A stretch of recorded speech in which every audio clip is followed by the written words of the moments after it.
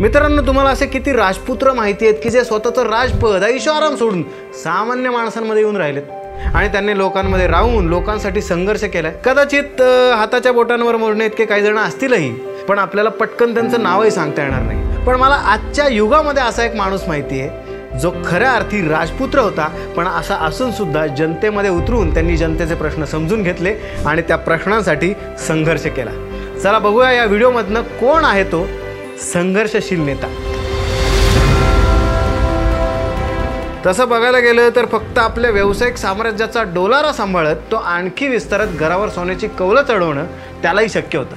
व्यवसायासोबतच त्याच्या गाठीला एक मोठा राजकीय वारसाही होताच की. त्याच्याच बळावर तो हस्तिदंत मनोऱ्यात राहून शाही लाईफस्टाईलमध्येही जगू शकला असता, पण त्याला जो राजकीय वारसा आहे ना, ते नावच जबाबदारीची जाणीव करून देणार आहे. म्हणूनच फुलांच्या मार्गावर न चालता त्याने काट्यांचा मार्ग निवडला, ज्या मार्गावर रोज असंख्य गरीब आणि सामान्य माणसाचे पाय रक्तबंबाळ होत असतात. तो मार्ग लोकांसाठी सुखकर करायचं ठरवलं. कोण असेल तो? कदाचित तुम्ही ओळखला असेल किंवा नसेल, पण हा आहे कर्जत जामखेडचा तरुण आमदार रोहित पवार, जो आज महाराष्ट्राचा हक्काचा रोहित दादा म्हणूनही ओळखला जातो. हा तर सोन्याचा चमचा तोंडात घेऊन जन्माला आलाय असं म्हणून अनेकांनी त्याच्यावर टीकाही केली, पण त्याच्याकडे दुर्लक्ष करत हा तरुण नेता संघर्षाच्या वाटेने जनतेच्या भल्यासाठी, विचारांसाठी आणि महाराष्ट्राचा धर्म टिकवण्यासाठी चालतो. विचार आणि वारसा जपणं हे कुणाचंही काम नाहीये. त्यासाठी अनेक गोष्टींचा त्याग करावा लागतो. तो त्याग यानेही केला. त्याने ठरवलं असतं तर कधीच सत्तेच्या सावलीत जाऊन तो सुखाची झोप घेऊ शकला असता. विचारांचा आणि महाराष्ट्र धर्माचा वारसा पुढे घेऊन जाणाऱ्याला झोप कसली मिळणार? त्यासाठीचा मार्ग हा विश्रांतीचा नाही तर अविश्रांत कष्टाचा आणि संघर्षाचा आहे. म्हणूनच सत्तेच्या मोहात न जाता आजोबा शरदचंद्र पवार साहेब यांच्या सोबत सावलीसारखा वावरतोय आणि अविश्रांत संघर्ष करतोय. किंवा असं म्हणा ना की आजोबांसोबत राहिल्यामुळे त्याचा संघर्ष कमी न होता उलट वाढलाय. पहिलाच वार त्याच्यावर केला तो सुडाने पेटलेल्या राज्य सरकारने. सरकारच्या सूचनेनुसारच प्रदूषण नियंत्रण मंडळाने त्याच्या कारखान्यालाच टाळे लावण्याची नोटीस बजावली. नाक दाबलं की भल्या भल्यांचं तोंड उघडतं, पण हा त्यातला नव्हता. याने सरकार विरोधात न्यायालयात संघर्ष करून नोटीस देणाऱ्यांना उताण पाडलं. महाविकास आघाडी सरकारच्या काळात कर्जत जामखेडच्या MIDCचा अंतिम टप्प्यावर आणून ठेवलेला विषय राजकीय दबावामुळे अडवण्यात आलं. पण असं असून सुद्धा हजारो युवांच्या भविष्यासाठी पेटून उठत त्याने प्रत्येक अधिवेशनात सरकार विरोधात संघर्ष केला. त्याच्या बाजूचे लोक तर रस्त्यावरही उतरले, पण यानेही स्वतः विधान भवनाच्या आवारातच छत्रपती शिवाजी महाराजांच्या पुतळ्यासमोर भर पावसात उपोषण करत संघर्षाचा इरादा स्पष्ट केला. MIDCचा हा संघर्ष अजूनही संपलेला नाहीये. काही केलं तरी हा थांबतच नाही म्हणल्यावर शेवटचा हत्यार म्हणून ईडीच्या चौकशीच्या फेऱ्यात त्याला अडकवण्याचा आणि जखडून ठेवण्याचा प्रयत्नही झाला. पण तिथेही हा तरुण झुकला नाही, वाकला नाही, शरण गेला नाही. कोणत्याही कारवाईला सामोरं जाण्याची आणि प्रसंगी जेलमध्ये टाकलं तरी बेल न घेता आणि गुडघे न टेकता लढण्याच्या त्याच्या जिद्दीला राज्यातील तरुणाईचीही साथ मिळत गेली. ज्या ज्या वेळी याला अडवण्याचा प्रयत्न केला त्या प्रत्येक वेळी हा अधिक त्वेषाने मुसंडी मारून पुढे जात राहिला. या जिद्दीमुळे त्याचा राजकीय सामाजिक अवकाश वाढतच चाललाय. मंडळी, याने राज्यात सर्वाधिक लांबीची पुणे ते नागपूर अशी तब्बल 850 किलोमीटरची युवा संघर्ष यात्रा पायी पूर्ण केली. मंडळी, पवार कुटुंबातला असूनही रस्त्यावर उतरून संघर्ष करणारा हा पहिला युवा नेता ठरलाय. मग असं असेल तर हा तरुण कसला थांबतोय? याच्या संघर्षाचा प्रवास अजूनही सुरूच आहे.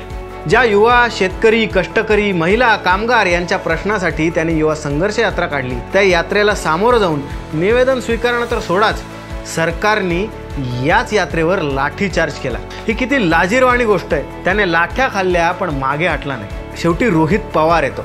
अखेर खुद्द मुख्यमंत्र्यांना त्याला सन्मानाने बोलवून त्याच्याकडून निवेदन स्वीकारावं लागलं. आज राज्यात सगळ्यात जास्त संख्या तरुणांची असली तरी त्यांना सरकारकडून नेहमी गृहीतच धरलं जातं. त्या तरुणांच्या मागे कोणीच उभं राहत नाही. पण तरुणांचा कोणताही प्रश्न असो, याने हाती घेतला, लावून धरला आणि तडीस नेला. प्रत्येक वेळी तो तरुणांच्या खांद्याला खांदा लावून उभा राहिला, त्यांच्याबरोबर रस्त्यावर उतरला.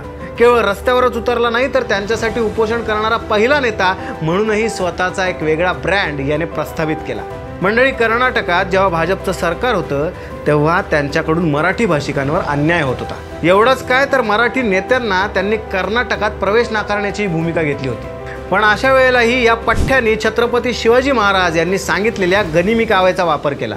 कर्नाटक सरकारच्या नाकावर टिचून बेळगावमध्ये प्रवेश केला आणि मराठी भाषिकांच्या बाजूने ठामपणे उभा राहिला. आणि बेळगावमधला मराठी माणूस एकटा नाही हे कर्नाटक सरकारला सुद्धा दाखवून दिलं. बरं, हा माणूस इकडेच थांबला नाही तर कर्जत जामखेड मतदारसंघातून अन्य जिल्ह्यात हलवण्यात आलेलं SRPF सेंटर यानेच पुन्हा मतदारसंघात खेचून आणलं.